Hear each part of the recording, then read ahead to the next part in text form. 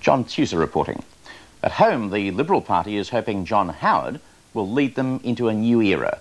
Tough, but above all, conservative, as he made plain to me in his Canberra office just hours after his election. I certainly have what you call conservative views on foreign affairs. I'm a very strong supporter of the American alliance, but you know, let's face it, that's the Liberal Party's tradition. In foreign affairs, one thing I would like to develop a lot more is a focus on Australia's relations with Indonesia. I believe that it's been one of the more neglected areas of foreign affairs in recent times. I think it's a pity that Mr Hayden, for example, doesn't spend more time worrying about Australia's relations with Indonesia and perhaps a little less preoccupation with the admittedly very tragic affairs in Africa. You think that there's not enough effort being given to getting on with Indonesia? That's my concern. I was there recently and I spoke to everybody from President Suharto down, and there's a great desire on the part of the Indonesians to have a better relationship. Obviously they have to make concessions, and I think they have this continuingly quite absurd attitude about foreign journalists, but generally speaking, I think the preoccupation of the left of Australian politics with the events in East Timor has needlessly soured our relations with Indonesia. It's just very much to our benefit and long-term interest that we have a better relationship. But the right of Labor politics, which happens to govern this country at the moment, some people would say bends over backwards to accommodate Indonesia. How could you bend over further? I don't think they bend over backwards. I think what they have really done is essentially left it in the pigeonhole because it's an internal embarrassment to them. West Irian, do you see that as a problem area for this country and Indonesia in the future? It could. Once again, if we had a better relationship with Indonesia, difficulties might be anticipated, preempted, nipped in the bud. You don't see any threat of future Indonesian expansionism there? Well, I don't at the moment. But it could happen? Well, in theory, anything like that could happen, but let's understand the enormous diversion of resources that would be required on Indonesia's part. My understanding of the size of the Indonesian military and the deployment of weapons and so forth doesn't perhaps lend support to the idea they're about to be expansionist. Turning to South Africa, which of course is racked by civil strife at the moment, and things look like they're getting worse.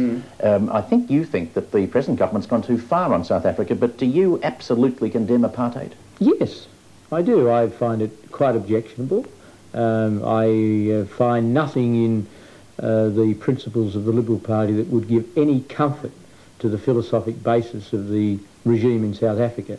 Nothing at all. Well, where would the Liberal Party differ from Labor? On sanctions? Yes, the imposition of economic sanctions and the unwillingness of the Labor Party to make any concessions at all to the attempts, admittedly inadequate, towards reform in South Africa.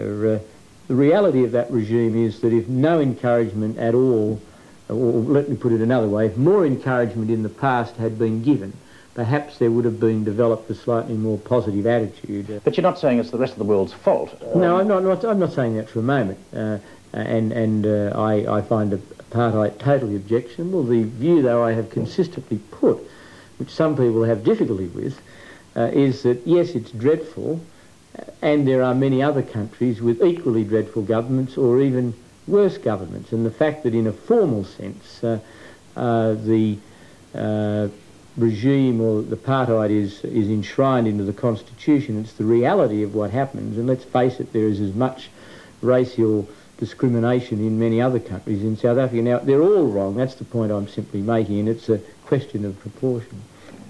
What do you think about French actions in our area of the world, particularly their nuclear policy, which has led in July to some fairly violently covert actions in Auckland Harbour?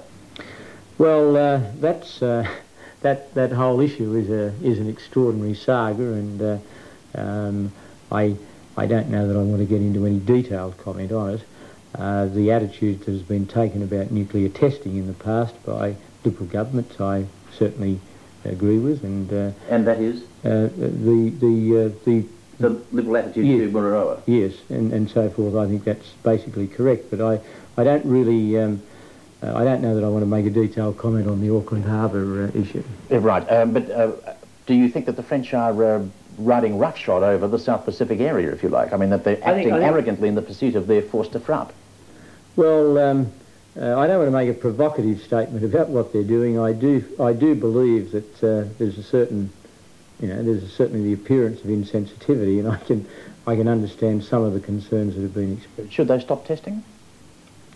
Well, that's a difficult issue. I'm not I certainly don't go as far as the government does on that.